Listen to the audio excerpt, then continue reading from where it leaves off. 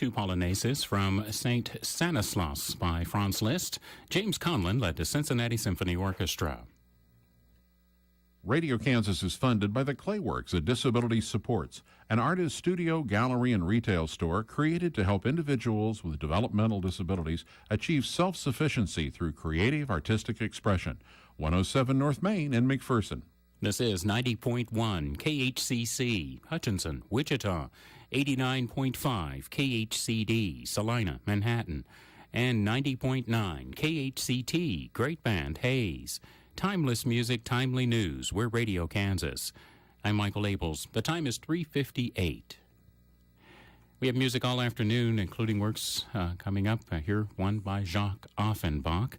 We'll also hear a little bit from Zdenek Fibic and Georges Bizet before the afternoon's done. Up next here, the Feet Polonaise by Emmanuel Chabrier. John Elliott Gardner leads the Vienna Philharmonic Orchestra.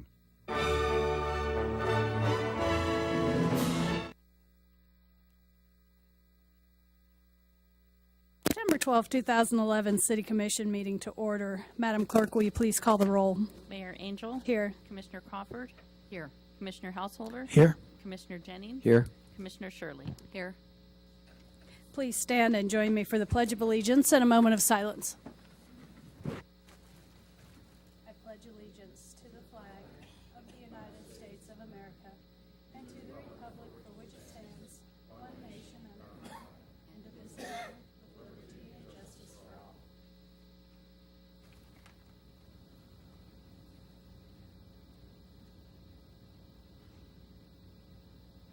Thank you.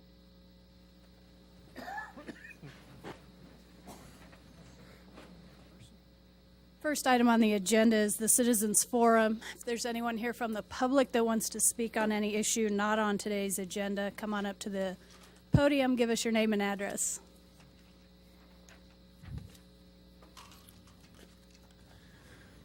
Alan Jelk, 847 South 9th. Just want to say a few words about the going out of business ordinance, which I believe is in Section 35 of City Code. As most people in Salina know by now, the furniture store Norris was recently purchased by a chain based in Manhattan called Feldkamp's, and the sale was completed in July. New owners took over in 1st or 2nd of August. And first of all, I want to say up front that we certainly welcome ethical competitors to town. Absolutely, it's good for all of us. However, this particular company is not off to a good start in that particular regard. And the GOB ordinance, which was passed, I don't know exactly when, some 30 years ago, is designed to protect the public. And the new owners are in violation of that ordinance in two particular ways. First of all, they mailed out an announcement of a going out of business sale last week and list a number of brands such as Lazy Boy, Serta, and Restonic that they are liquidating, and these are brands that the previous owners never carried. And secondly, so presumably they're bringing in things from other stores around the state, and the ordinance specifically prohibits that. And secondly, when you filed for going out of business sale, you're supposed to list your inventory on the permit request. And they have filed a misleading and blatantly bogus inventory list here. They claim to have 418 sofas, 432 love seats in stock, for example. The largest furniture store in the country, Nebraska Furniture Mart, wouldn't have half that many. They claim to have 88 king-size mattress sets and 289 twin mattress sets in stock, which would be grossly inflated numbers. So this going out of business ordinance is designed to protect the consumer who's not an everyday furniture shopper. And I certainly want to ask the city to enforce this ordinance. And in closing, I want to reiterate that we certainly welcome ethical competitors to Salina. Thank you very much. Thank you. Mr. Gage, is this something that's being looked into? And I wonder how that would, I guess, hurt a consumer if they have those items in stock or have them available? Is that something that would hurt a consumer going in to purchase those? Well, that's a good question. I don't know if I can speak towards the consumer aspect because, quite honestly, you may have varying opinions on that, and I don't know that I could speak well to that. I mean, I think everyone in town, for the most part, has probably received that letter. So we have received that and had been talking about this, I guess, probably started Friday, I believe, and then today. And the ordinance is probably not as much detail as what we would like because we're talking about the inventory. We have to validate that, and I need to look at the ordinance a little bit closer. And I know our legal counsel's looking at it, but I don't know if it provides restrictions as to on-site retail location versus other locations. And then we don't do business licensing in town, so we don't sometimes have records as to what are current inventory sites, in town or other locations. So I don't know. We're going to have to sort through some of that, but I think at least what we can do is make sure they're aware of it and aware of the obligation. With questions on the inventory, we can try to see if there's records or information to help us substantiate that, which would be that would be something that's expected of us that we're trying to look at right now. Okay. Thanks. You're welcome. Any other questions on that, comments? I wondered what was that ordinance number? It was in 35, I think you said, in chapter 35. Yes, Mayor, I'm sorry. I was looking at that earlier today. I'm confident it's in Chapter 35, but would want to double check that. It's either 32 or 35. I can certainly run up and get that if you'd like before the end of the meeting. Did you have that, Alan? I'd asked Greg myself. Sure. He said he thought it was 35. Thank you. Maybe you can email us a link or something so Yeah. we can look at that. Yeah, unless they have an off-site storage facility. I can tell you I was in there and there wasn't 289 twin beds and Yeah. 400 couches or whatever. Right. There's about 15 couches, but yeah. Well, I think there's no question they have other Yeah. places of inventory, whether they're all in town or where they're coming from is Sure. the issue. For those who might also be watching who are interested in that, you can go into the city's webpage, and then you can find the city code there, and then the one of the first pages where it lists the chapters, you'll be able to find that. in there. Okay. Yeah. Thanks. Is there any other, anyone else that wanted to comment during the citizens forum? No? We'll move on to awards and proclamations.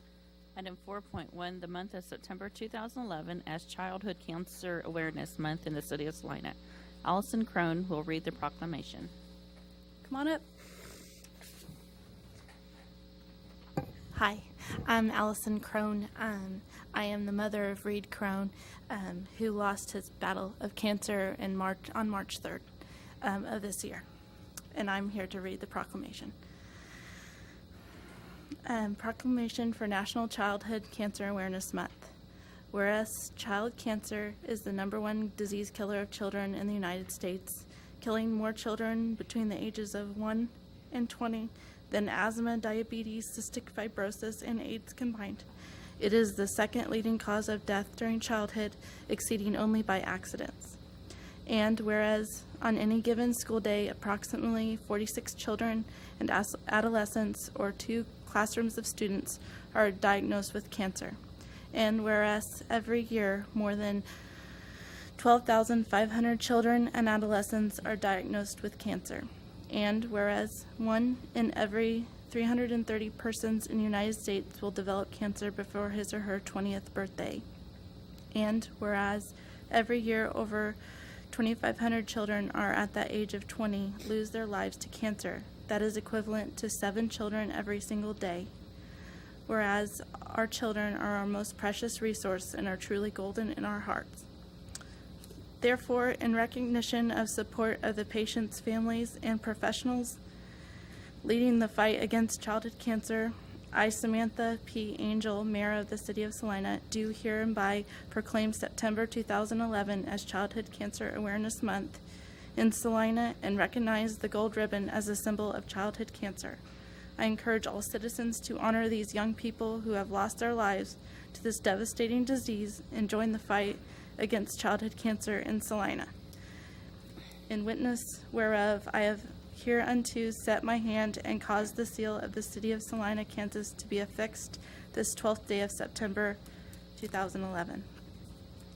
Samantha P. P. Angel. Mayor. Well, I think on behalf of all of us, our condolences on your loss of your son. Thank you for the ribbons. Is there any activities you guys have scheduled to raise awareness this month?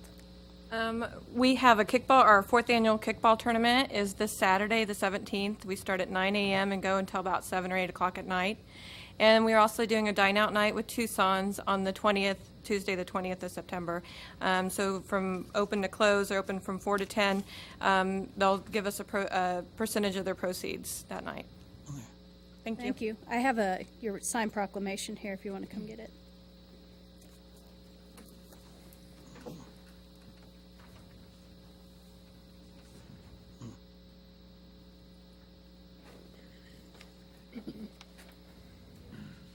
Item 4.2, the month of September 2011 as National Recovery Month in the City of Salina. Don Green will read the proclamation. Come on up, Don. Thank you. First things first, I'd like to thank the City of Salina for its many years helping support Central Kansas Foundation and the Pathfinder Recovery Center now in our work here in the City of Salina. And the proclamation is, research shows that substance abuse and mental disorders are treatable, and people should seek assistance for these conditions with the same urgency as they would any other health condition. Thus, it is essential for the 22.5 million people aged 12 and older who currently suffer from substance use disorder and the 45.1 million adults aged 18 and older living with mental health problems to realize that recovery is possible to improve overall health and well-being.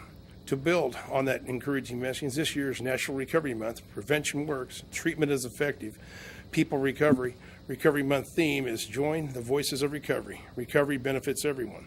The 22nd national campaign spreads the message that behavioral health is an essential part of health and one's overall wellness, and the prevention works, treatment is effective, and people can and do recover from substance use and mental disorders. All people have the fundamental and inherent value to be accepted and treated with respect, human dignity, and worth. Individuals should have access to fully participate in community life, including economic advancement and prosperity, fair and decent housing, quality education, positive opportunities to benefit and contribute to material, cultural, and social progress. In 2009, 4.3 million people aged 12 or older received treatment for substance abuse disorders, and 30.2 million adults aged 18 and older received services for mental health problems, according to the 2009 National Survey on Drug Use and Health. All Americans had the opportunity to access provisions within the Affordable Care Act and Mental Health Parity and Addictions Equity Act, aimed to improve emotional health while ensuring people will receive the care they need at a more reasonable cost. We and those across the United States need to recognize the achievements of those who have achieved long-term recovery and share with others how recovery positively benefits society as a whole. For 22 years, Recovery Month has worked to improve the lives of those suffering from substance abuse and mental disorders by raising awareness of the disease and educating communities about the treatment and recovery resources that are available. For the above reason, I'm asking the citizens of Salina to join me in celebrating this September National Recovery Month. Prevention works, treatment is effective, people recover. I, Samantha Angel, Mayor, do hereby proclaim the month of 2011 as National Recovery Month. Prevention works, treatment is effective, people recover in Salina, Kansas, and call upon the community to observe this month with compelling programs and events that support this year's theme. Join our voices for recovery. Recovery benefits everyone. What do y'all have planned to raise awareness for National Recovery? Oh, the Pathfinder Recovery Center, a division of Central Kansas Foundation, will be hosting an event on September 22nd. We will kick it off at 4 p.m. at the Pathfinder, located at 1809 South Ohio, where we will walk for recovery to Jerry R.E. Park. We'll have dinner and entertainment from 5 to 6:30. At 6:30, we'll begin a panel presentation providing information to the community about existing support programs that we have here in Salina and how they help. Local art students will be honored for their contributions as well. This is a family event, and everyone is welcome. Recovery benefits everyone. I forgot to mention that following the presentation program by the local support groups, we will have an ice cream social. Okay. Thank you, Don. Here's Thank your you. proclamation.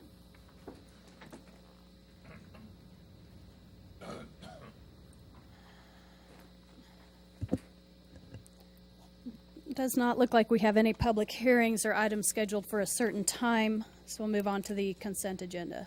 Item 6.1, approve the minutes of August 22nd, 2011. Item 6.2, resolution number 116850, appointing members to various boards and commissions. Item 6.3, resolution number 116851, authorizing agreement with the Kansas Department of Transportation to install high mast lighting at the I-135 Waterwell Road interchange. Item 6.4, authorize the city manager to sign the request from the Kansas Department of Transportation to exchange federal funds for the East Magnolia improvements, project number 102808. Item 6.5, resolution number 116849, expressing gratitude and appreciation to Robert E. Anderson for his employment from April 16, 1986 to September 15, 2011. Item 6.6, authorize staff to submit a landfill master plan to the Kansas Department of Health and Environment for approval. Is there any item a commissioner wants to remove from the consent agenda or has questions about?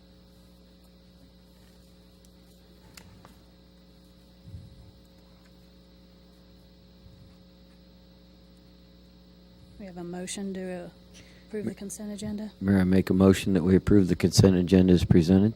Second? It's been moved and seconded that we approve the consent agenda. All in favor say aye. Aye. Opposed, same sign. Motion passes 5-0. We're on to development business. Item 7.1, application number PDD 11-3, requesting approval of a development plan and change in zoning district classification from C1, MHP, and C3 to PDD to create a campus for the USD 305 Operations Center. Mr. Andrew. Thank you, Mayor and Commissioners. This is a rezoning application that was received from Unified School District number 305, and they are interested in establishing a operations center in this location, roughly in the area that's bounded by Broadway, Cloud, and Ninth Street, although specifically their property extends into this area. I thought I would start with an overview of the comprehensive plan and how it addresses this area. And I don't know if we can zoom at all, John, but the area where you see the white circle, this is the area we're discussing, the triangle, Broadway, Cloud, and Ninth, and that is identified as a neighborhood center on the future land use plan map. And also, John, we've got the area of change map, and this identifies areas of stability and areas of change, and it's right on the fringe there where, again, that triangle is identified as an area of change where infill development and redevelopment is encouraged. If you could go to number 3, John, the vicinity map. The gray shaded area is the area that is being requested for rezoning, and it is currently consists of C1 zoning for the Hageman School site, manufactured home park zoning, and then there's a little sliver of commercial zoning in that corner that's left over from what was the AutoZone site, and before that the Playland Amusement Park, if anybody can remember that. But this area dates back to original development of 1951, and at that time what was then known as the Traco Trailer Court was established right here, and in 1953 Hageman School was built right here, and later this trailer court expanded down Broadway. In 1973 Joe Cronenberger purchased that property, and he operated it as the Shady Grove Mobile Home Park until a few years ago when the site was cleared and the property was put up for sale. In 2003, the Hageman School closed, and that property was rezoned in 2004 since it was no longer a school site. It was used as administrative offices for the Central Kansas Co-op, and is used for meetings and other administrative space for the school district. So the school district is taking the Hageman School site, combining it with Mr. Cronenberger's remaining land holdings, and they're attempting to create an operations center campus here. And this aerial layout shows their three main features, which is this is the phase one maintenance facility and warehouse. This up here in the northwest corner is a future alternative school and special needs school. Those are future phases. But what you have in front of you today is a request for planned development district zoning for a single zoning lot that allows you to establish a customized zoning district unique to this campus and attach any conditions of approval. So we have a plan and a zoning request that's going at the same time. And this is generally a two-step process, and the process we're at today is we've had a public hearing and a recommendation from the Planning Commission. We are trying to set out what development parameters and limitations are for the site. And so we have a firmly developed plan for phase one here, and the other plans are for future phases, but the ordinance that you have in front of you today would set out the development parameters for the entire 17-acre site. And you can see the leftovers from the trailer court here. At present, there is no plan for that corner, and it is identified as undeveloped area for now. The other aspect of this would be a follow-up item is the property has never been platted, and there would be a requirement that this plat be submitted, and that would be the time when runoff control, access control on Broadway, and utility extensions would be addressed. If you could go to the site plan, John, either 6 or 7. This is the overall site plan, and you can see identified as phase one here, phase two, and phase three. And so this is the primary focus for today initially. And that is a 43,000 square foot warehouse building with accessory parking and the loading facilities. And that would house a number of uses in addition to the maintenance facility that is currently located at 5th and Mulberry downtown. The other plans there would be future phases, and everything that you see here is existing. If you want to go ahead and, well, zero in, John. These areas up here are future phases, but the initial access, there would be a roadway constructed off of the turnaround there at the end of Hageman, and then they're proposing a right-in, right-out entrance here on Broadway. You can see here that there's an existing median there. There's no plan to break the median, so the circulation would be through here, and so you could enter and exit back out that way, but the primary access would be here, and then in the future a extension as this area up here developed, but the primary circulation pattern would be in that fashion. So they have plans for that building, accessory parking. There was some reference and discussion about the surfacing of that parking, but this is the plan that's now being put forward for your consideration, which is not identical to what the Planning Commission reviewed, but basically any discussion about gravel surfacing has been withdrawn and is off the table. So all of these areas that you see identified here would be paved with concrete or asphalt, including this paving area here, this access, and all of this. So the discussion that is in your background report there about gravel surfacing over here is no longer under discussion, and this is the plan that you should review for consideration today. I think you'd probably agree that this being a mobile home park for 50 years, it's probably one of the most underutilized pieces of property in the city, and clearly it could support more intense land use than what we've had out there today. And this is a pretty comprehensive plan for utilizing that entire 17 acres. Again, realizing that this area is undeveloped both now and most likely in the near future. So the primary things that we identified for you to look at was, do you believe that this plan for public institutional uses here is consistent with the comprehensive plan and strategic plan? Staff looking through the plan and the intent for public use in neighborhood centers determined that this would be consistent with what the comprehensive plan calls for this area. And based on that, the Planning Commission voted 7-1 to recommend approval of a planned development district zoning for this property.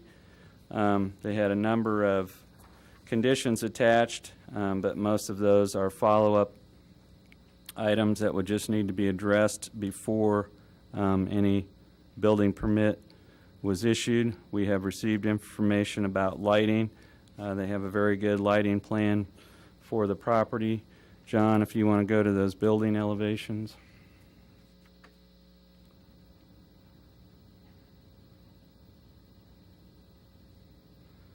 This is the floor plan for the maintenance building. You'll see that there's quite a bit of space indoors for parking the vehicular fleet indoors. This would be office, administrative, instructional, media center, those things at the north end.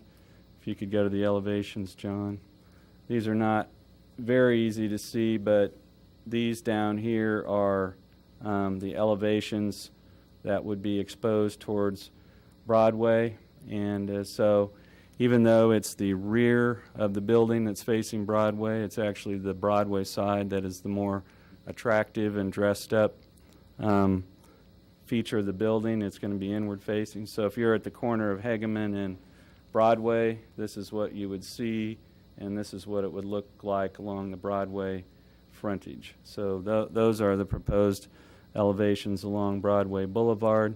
And then the other elevation drawing we have, this would be the perspective of the northwest corner, and this being the corner of the maintenance warehouse facility, and this showing future alternative school and special education school. So again, the list of items that were conditions are primarily follow-up items, but what you'd be voting on today would be the appropriate zoning for the entire 17.3 acres and approving of the plan for the maintenance facility and warehouse, with understanding that plans for the alternative school and special education school would come back for more detailed review when those are ready to go, and understanding that final street access, drainage, and utility extensions will be addressed with the final plat, which would also come back to you. So with that, I think I would be open to any questions you would have. I did want to point out that along here we have overhead power lines, and what we're working with the school district on would be more low-growing plantings and ornamental grasses that would not grow up or interfere with those overhead lines. So planting shade trees there would not be conducive to that. So we're going to look at more low-growing materials there. But we've attempted to work closely with the school district and their architect, and we believe they've developed a plan that fits well with this site, and we'd be open to any questions that you have. Oh, I'm happy to see that request for the waiver of paved parking is off the table. That was giving me a little concern. So any questions for staff? Is there any, I was just noticing, is there any sidewalks along Broadway Avenue or no?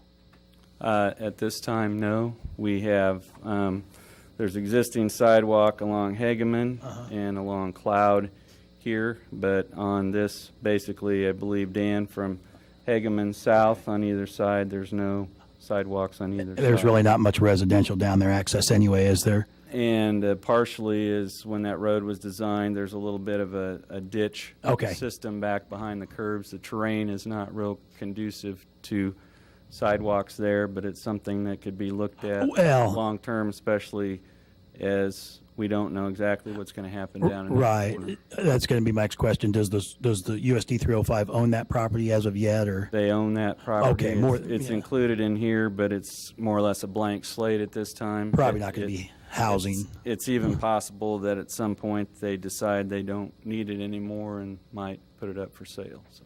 I don't think it's as big of a deal. If there's no housing or anything down there, really no reason for access down there. I can't imagine why we'd want to make them put a sidewalk in. Any other questions?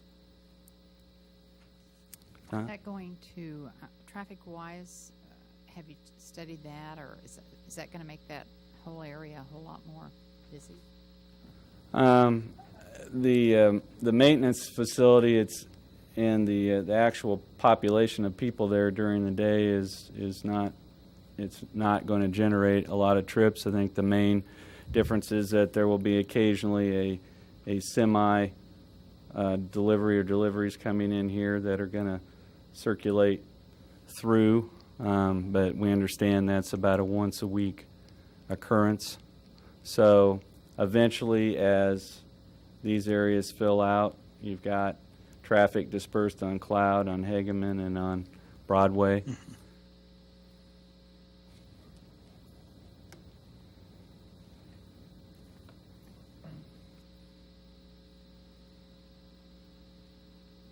Thanks. Thank you.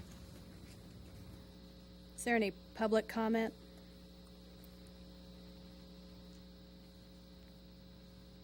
Seeing none, I'll bring it back to the commission for action. Mayor, I make a motion that we approve application PDD 11-3 with the associated zoning changes, along with the approval of ordinance number 11-10618 on first reading. Second. It's been moved and seconded that we adopt ordinance 11-10618 on first reading. All in favor say aye. Aye. Opposed, same sign. Motion passes 5-0. I believe, yep, we're on to administration. Item 8.1, second reading ordinance number 10,615, changing the zoning district classification from R3 to I2 on property located in Lot 1, Block 1, Lakewood School Edition.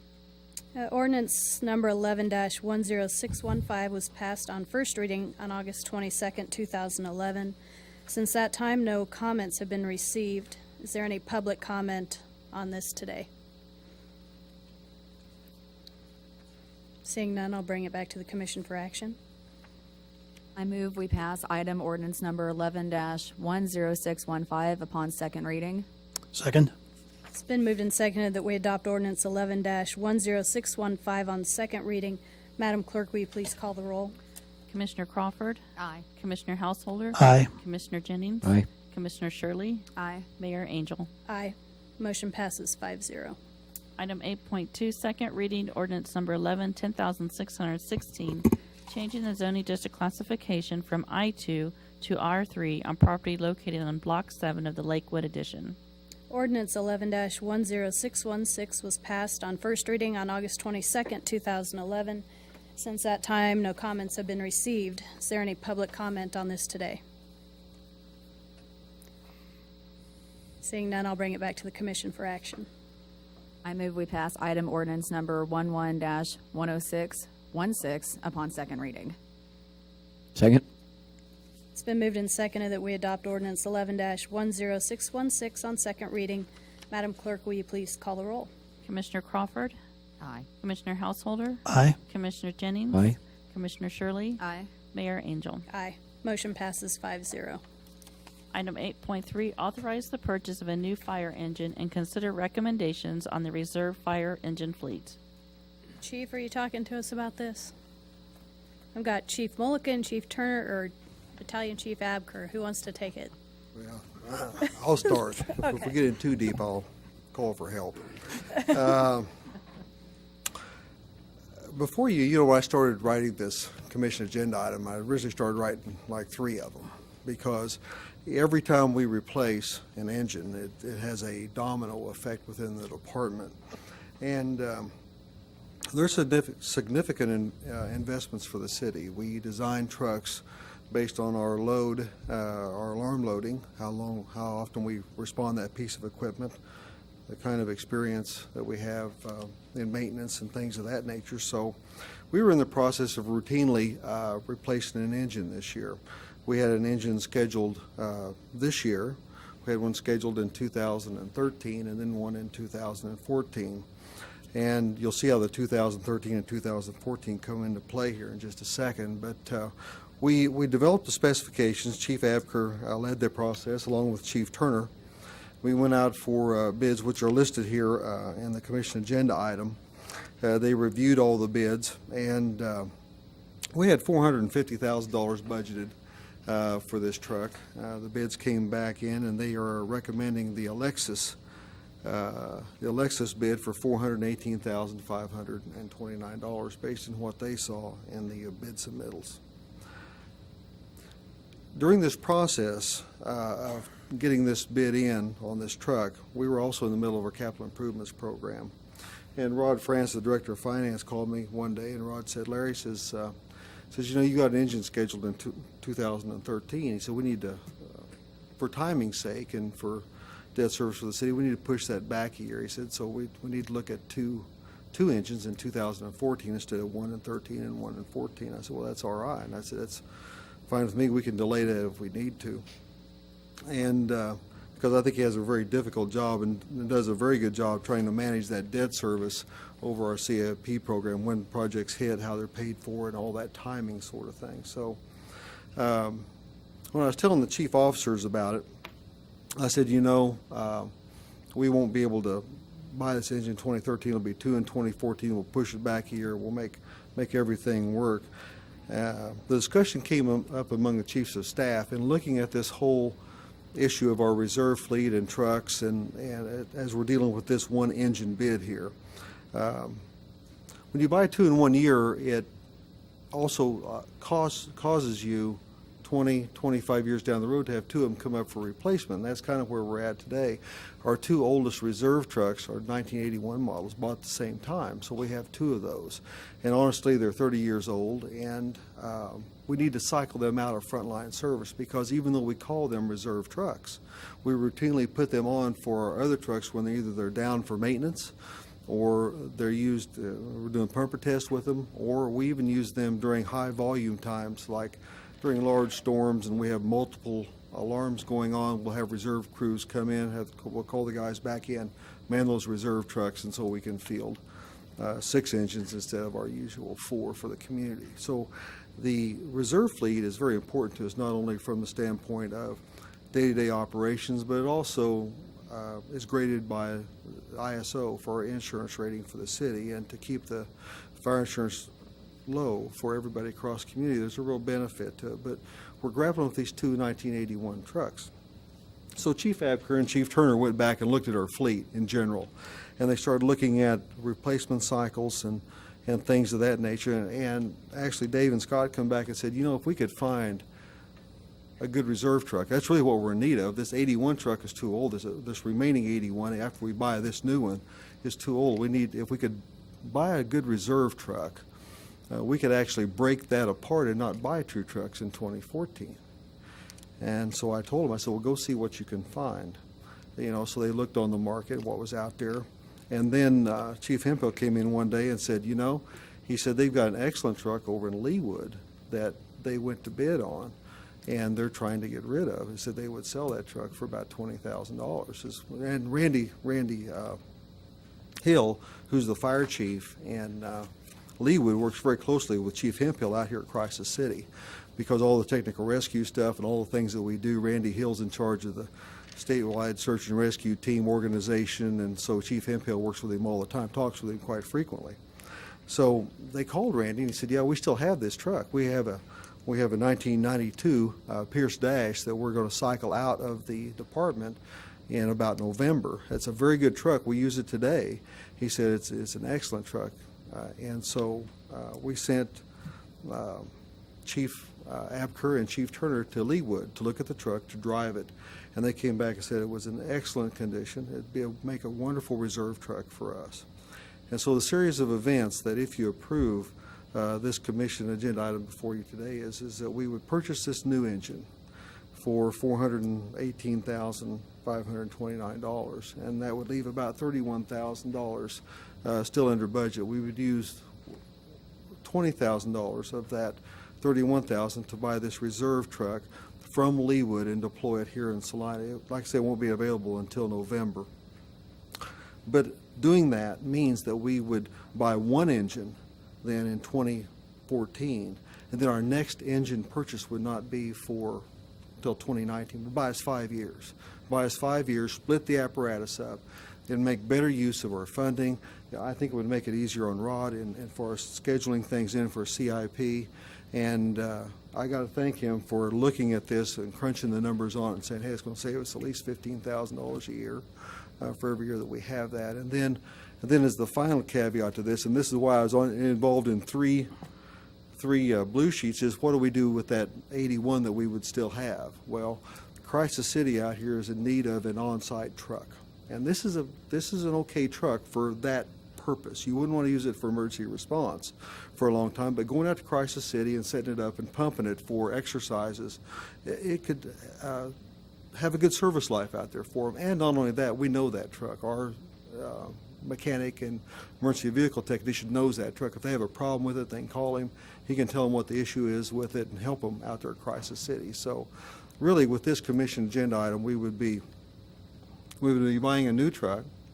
We would be using the remaining balance to buy a used reserve truck for a reserve fleet, and we would be donating the remaining 81 truck when we got the reserve in from Leewood to Crisis City. And so what we're asking the commission to consider is the purchase of the new truck from Alexis Fire in the amount of $418,529,000 for the 1981 Pierce truck, Unit 425, to be placed for disposal or auction.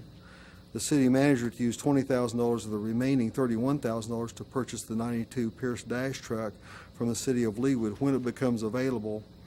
And then finally to donate the 81 truck that I referenced, our remaining one.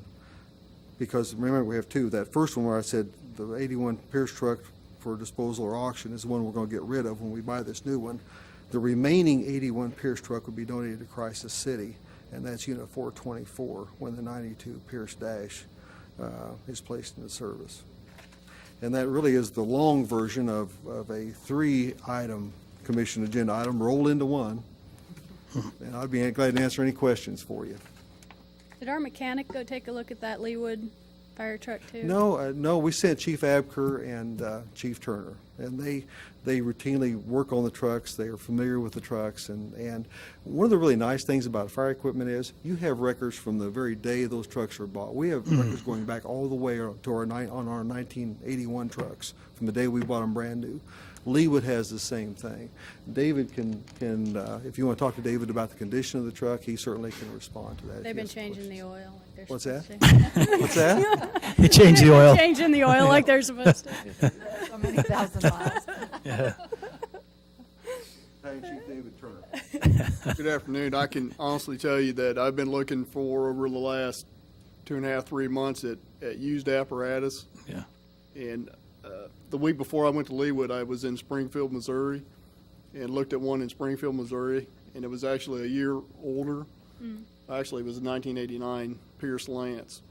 They wanted $68,500 for it, and I wouldn't have gave them, a quarter of that money for that truck versus this truck. This truck is extremely clean.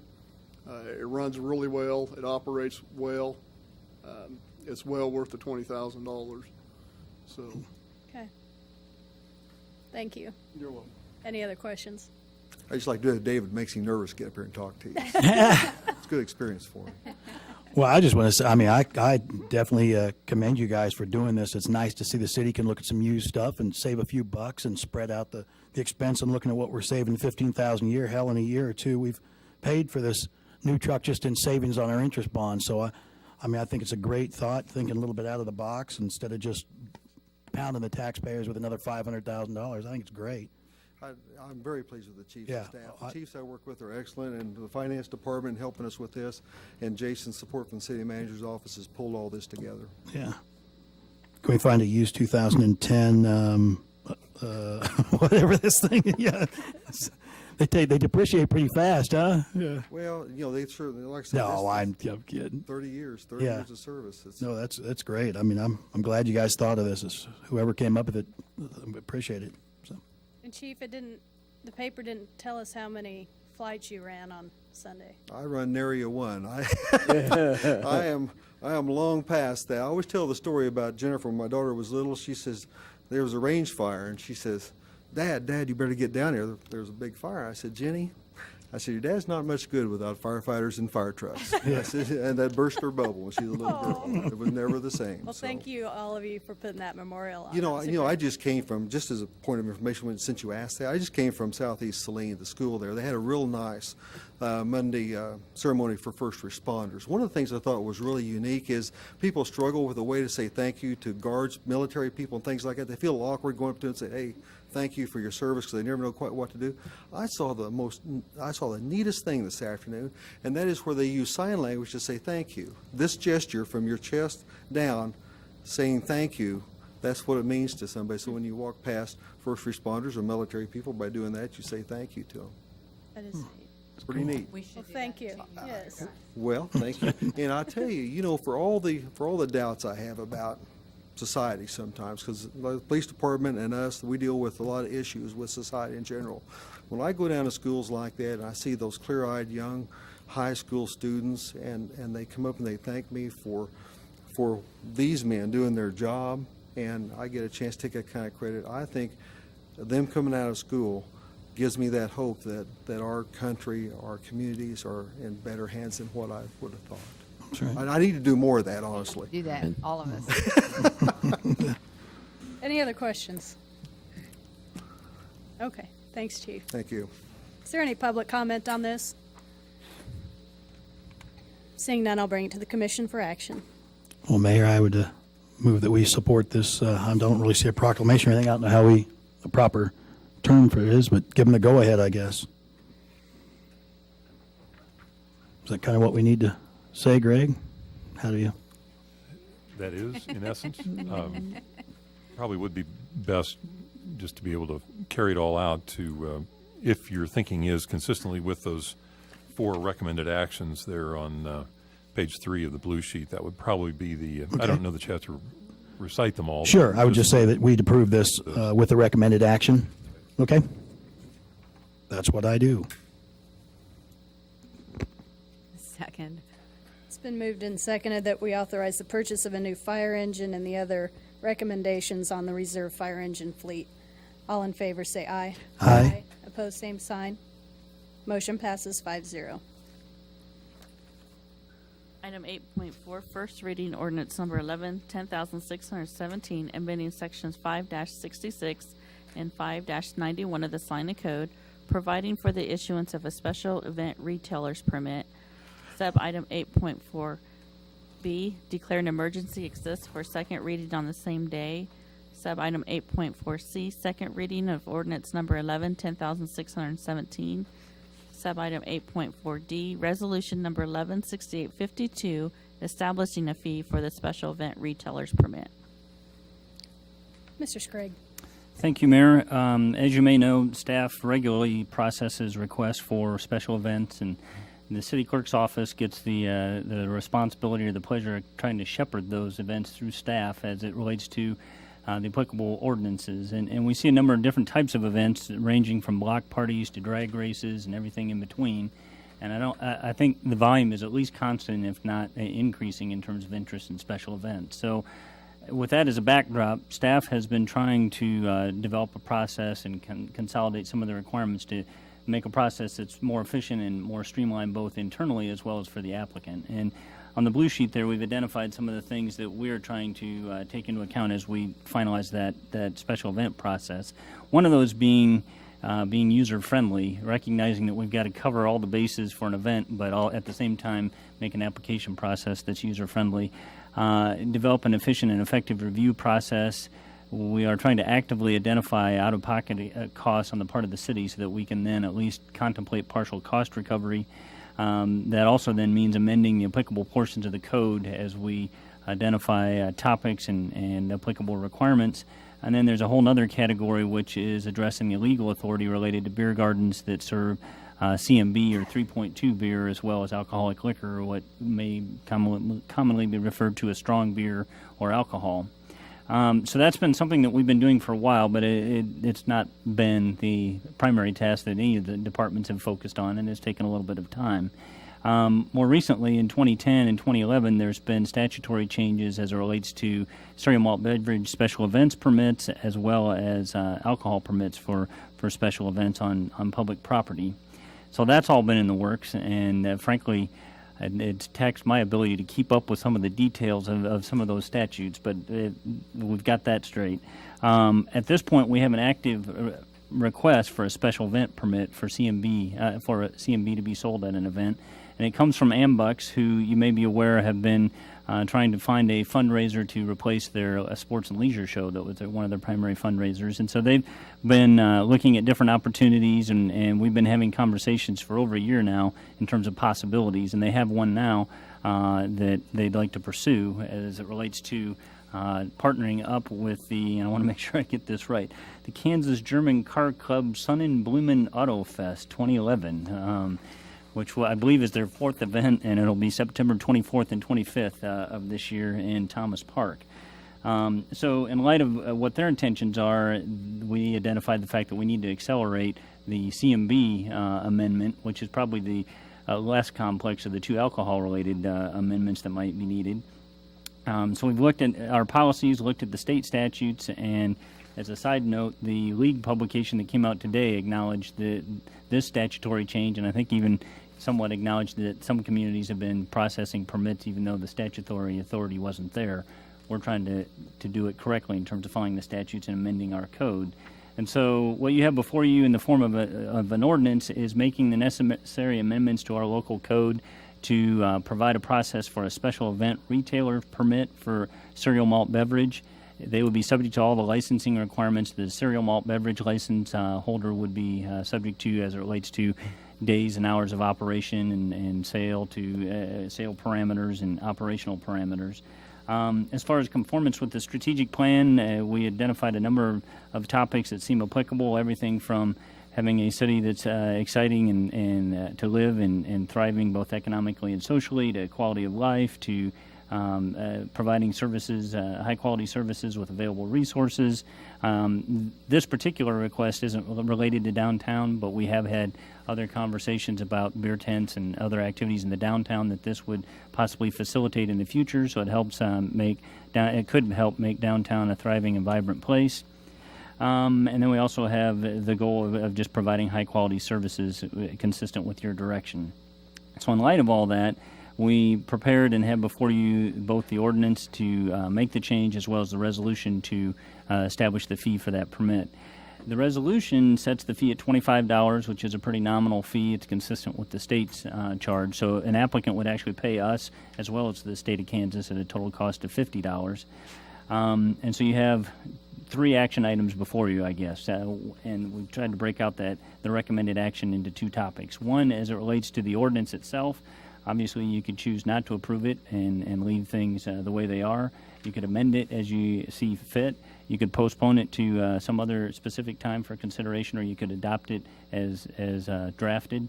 And then in light of the timeline, the request would be that you can declare an emergency exists and do the second reading as well to make the September 24th timeline for the Sonnenblumen event. Assuming that you choose to do that, then the next item is the resolution itself that sets the fees. And once again, you choose not to pass it, you could amend it, you could postpone it, or you could approve it. I think I went through that pretty quickly, but it's fairly straightforward in terms of taking what we currently have in the way of CMB licensing and making it available on a temporary short-term basis, as well as making it permissible in city parks or on public property, which that is one other note. Currently, possession of CMB in city parks is currently legal. This only addresses the sale of those in a controlled beer event environment. And then lastly, Dave Tangeman from Ambucks, the fundraising chair, is here as well if you have any questions for him. Would this allow the sale on Sunday if the event's on Sunday? No, our ordinance currently provides the limited dates and times, so it would apply to that as well. And why do we need, Greg, maybe this is for you, but. Do we need Greg? Why, yeah, right. Under 5-66, why do we need paragraph 7?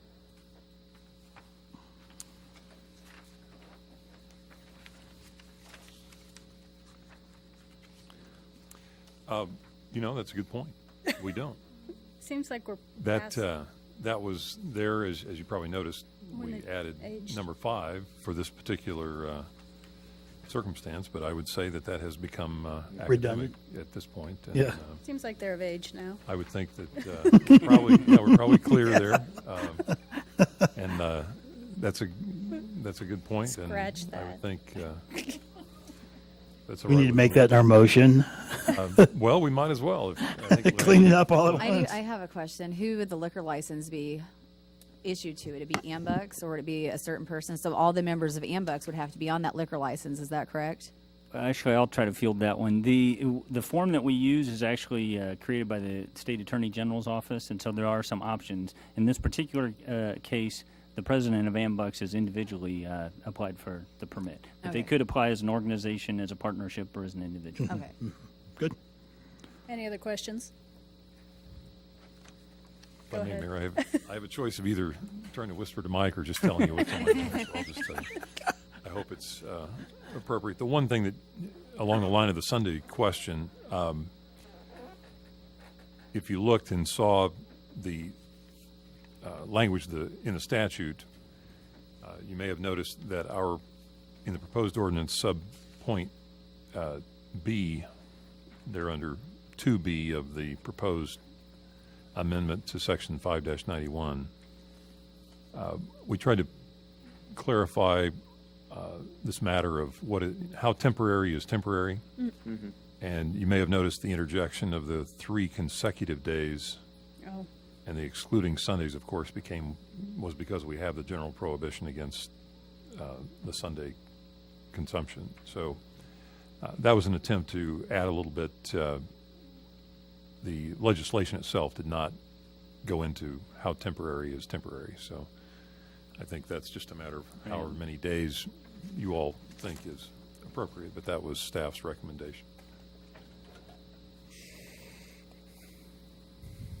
So it couldn't be more than 3 days, the lesser of the duration of the event or 3 days.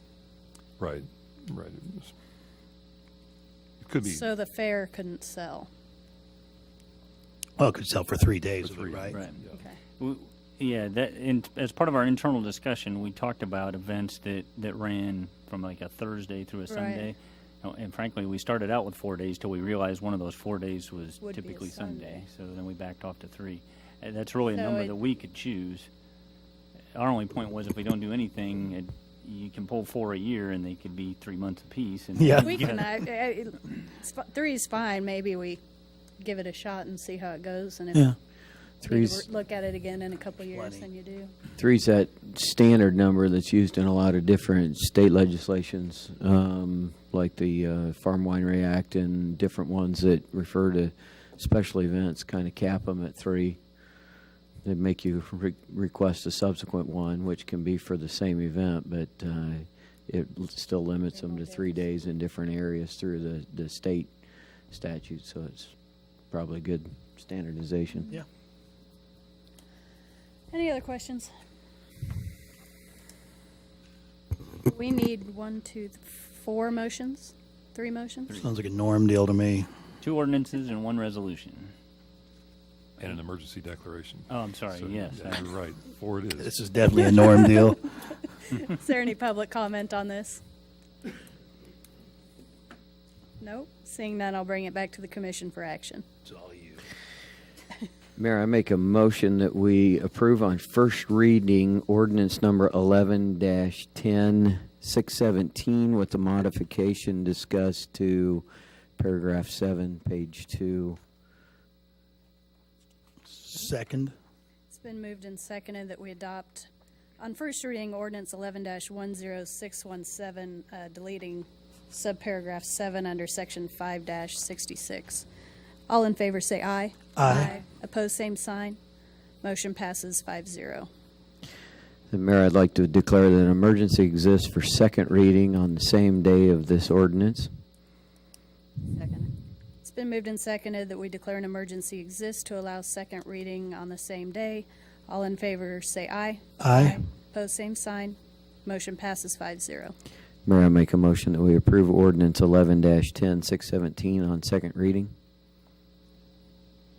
Second. It's been moved and seconded that we adopt ordinance 11-10617 on second reading. Madam Clerk, will you please call the roll?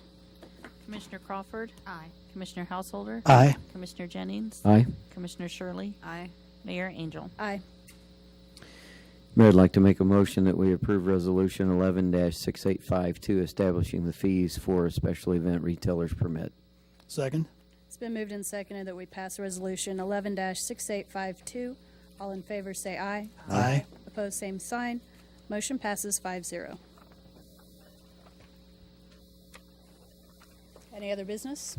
Mayor, at this time, I'd like to request that we move into executive session for 15 minutes for the purpose of discussing matters that pertain to non-elected city personnel, for the reason that public discussion of the matters would violate the privacy rights of the non-elected personnel involved, and reconvene at 5:17 p.m. Second. It's been moved and seconded that we recess into executive session. All in favor say aye. Aye. Aye. Opposed, same sign. Motion passes 5-0, and we're in executive session. Don't anticipate any further business. His outspoken message has broader implications for diplomacy throughout the Middle East and in Libya. Freedom takes to the air.